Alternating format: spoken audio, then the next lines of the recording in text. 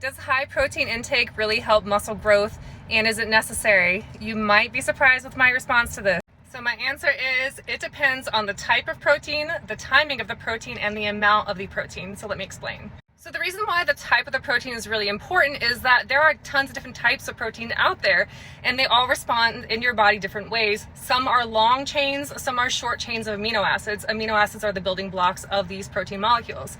So for example, if you're trying to get the most out of a workout and you're having a protein afterwards, you would want to have more of a simple protein. If you're going to bed at night and having a protein at night, you'd want to have more of a complex protein. So let's talk about dirty proteins. I have a story for you, story time. I have a client who came to me after the fact. So before we worked together, she was on a dirty keto diet. So she had high protein, high fats, and low carb diet, and the kinds of fats and proteins really didn't matter. So she had high cholesterol, high sodium, high saturated fat intake, and what happened in her late 30s, she had fully clogged arteries and coated. They had to bring her back twice. She would have died if she was not in the situation that she was in to be cared for, and she did not have any precursor conditions in her family. It was 100% due to her diet. So she was very active, she was very fit.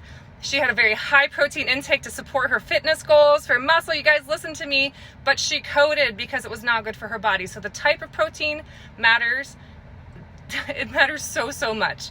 Let's bring that down a notch from that deaf perspective, but it's the reality, and talk about the timing. So your body can only absorb around 20 to 30 grams of protein-ish. There's a study for this, and I'll post it below on what that study was. And your body, it's kind of like water. If you drink a certain amount, your body can only take in so much and it expels the rest. So what it ends up doing is it ends up stressing out your organs with the excessive amount of protein, and that can cause a lot of health issues. If you are a healthcare provider listening to this, you have probably seen a patient who has come into your office from excessive protein intake that has stressed out their organs. So be very careful, because high protein is not necessarily the answer, especially if you dump it all at once into your body.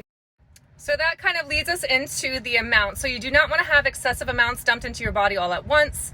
For timing, to elaborate a little bit more on that, you want to make sure that your protein's spaced out, ideally throughout the day, so that your body stays anabolic and does not become catabolic. You can have an excessive amount of dumping protein into your body and still go catabolic. So having a drip of protein every few hours, and that 20 to 30 amount, is ideal to make sure you're staying anabolic and that your body has the appropriate amount of building blocks to build muscle and maintain muscle, but not in excess to dump into your system to stress out your organs. So I hope that clarifies some things. So yes, a high protein intake is important, but there are some guidelines that you really want to consider in that, because you can cause major health issues otherwise.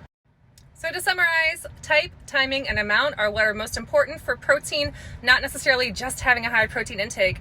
So if you've experienced any of these, please comment below. I'd love to hear your stories on how the type, the timing, and the amount has affected your health personally, whether for the better or the worse.